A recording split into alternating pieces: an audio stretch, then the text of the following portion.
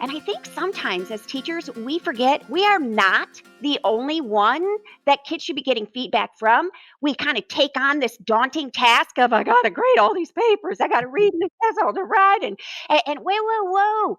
Let's really recognize we could maximize feedback if we look at all 9 of these opportunities. Yeah, 9 boxes there, peeps. 9 opportunities. Let me just quickly put something in each of those boxes for you.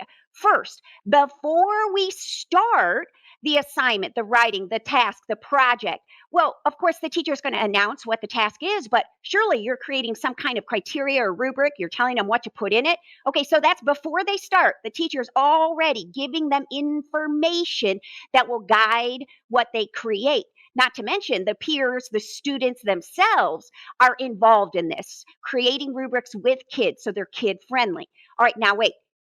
Let's take a moment and let's think about everything I'm talking about and leave the world of writing for just a second and jump on one of those reality shows like The Next Great Baker or Project Runway or something like that, where this is exactly what happens. All 9 of these opportunities for feedback happen on every one of those shows.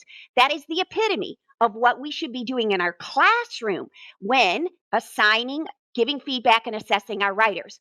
Heidi Klum or Alyssa Milano stands in front of the designers on Project Runway and announces, here's the next project, goes through the criteria, and the peers, the designers, have a chance to ask questions, right? Okay, then they go to the store, they buy their fabric, or they start to bake their cake, or whatever they're going to do, and wait, they get feedback during the process. This is the most valuable feedback. That's when the judges come in while they're in the middle of assembling whatever the garment is, or baking the cake, or designing whatever it is. And then all of a sudden, they get feedback from either the judge, Tim Gann, they're getting all of this. And you know what it does? It guides their revisions. Yeah. Not to mention, it's not just the judges or the teacher giving feedback. During the process, you know who else is?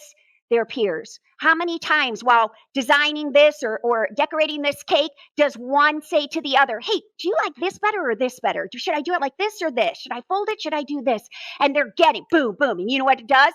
Guides, revision, changes, and improvement during the process. Not to mention, how many times is the designer himself holding out his own garment and she's critiquing her own work and constantly self-evaluating. I think we are all fully aware of the after product opportunity for feedback. Well, yeah, this obviously is rubric scores. And on those shows, that's when they decide who's cut, who's on, who's off. But it's not just quantitative data or feedback like a rubric score. It's also anecdotal, qualitative from the judges, from the experts, huge. And as the teacher, this is often our writing comments all over their papers.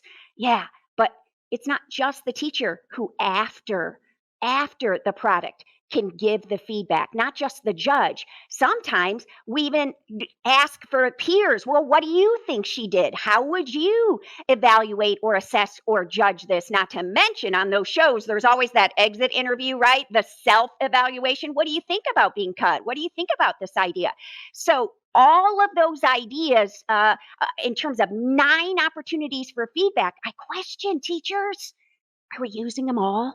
Because every one of these drives students to be better, to grow, whatever the product is they're creating, making, baking, designing, or writing. Kara, how do these 9 opportunities for feedback fit into Writable? I shared best practices. You tell us what it looks like in Writable. All right, so I will go ahead and start our video. And I think it's really important to note that in Writable, you have multiple ways to provide feedback, just like Kristina mentioned. Let's take a look at any time during the writing, the teacher can go into the assignment. You'll see a dashboard that's going to appear that'll give the teacher a quick view of where the student is in the writing process. It'll take a look at the skills, the standards, the category. They can give some of that anecdotal feedback into the student just with a quick a view of the writing. So when they click in there, you can see the current draft. We also have some AI tools that are included in Writable. Grammar aid is one area. You can see the video of the individual clicking over that. We have revision age, which gives them feedback about structure.